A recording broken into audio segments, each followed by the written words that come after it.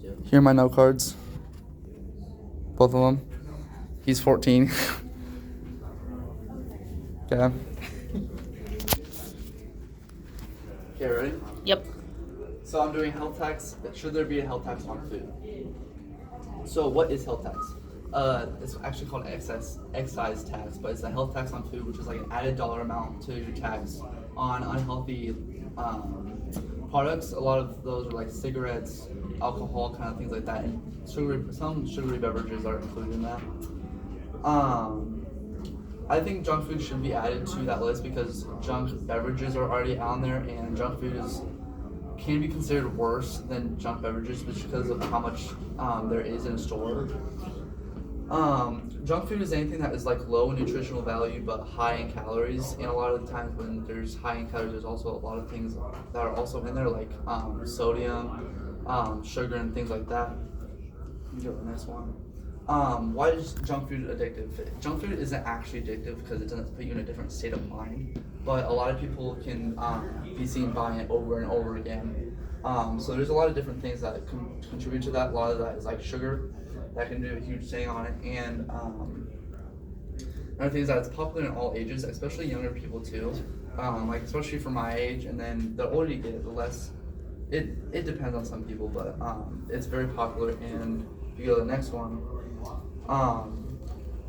the stores kind of design the like aisles and stuff, especially like end caps, to make you want to buy it again. And companies can even like the way that they like make the product, they'll make it colorful, they'll make the font really big and really cool so that makes you buy it again.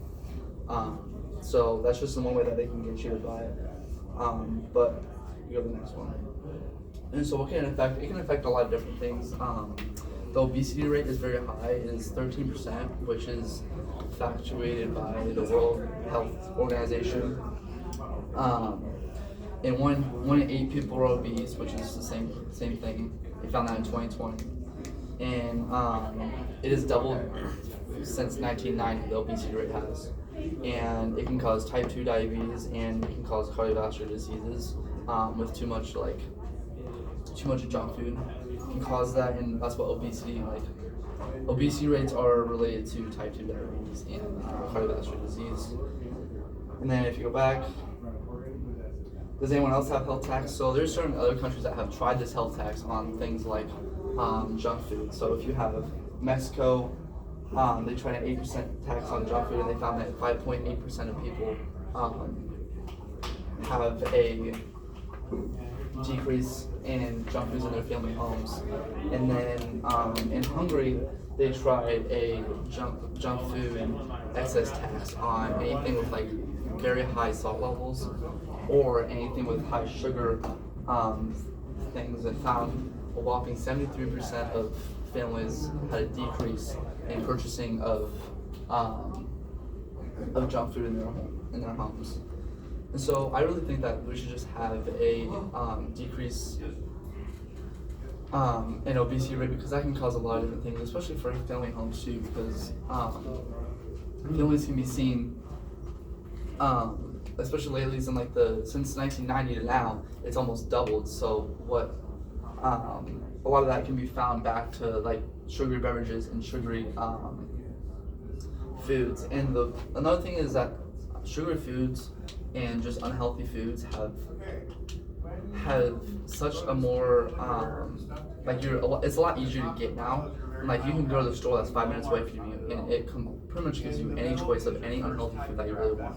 And so if we follow these other countries, and Hungary found a 73% in a decrease, and if we found that in America, I think the obesity rates would go down from 1 in 8 to about a 1 in 5, which is a lot better, because that goes down from 13% all the way down to like probably 10 or 9%. But let me go back. These are my conclusions, but I think there should be a health tax on junk food.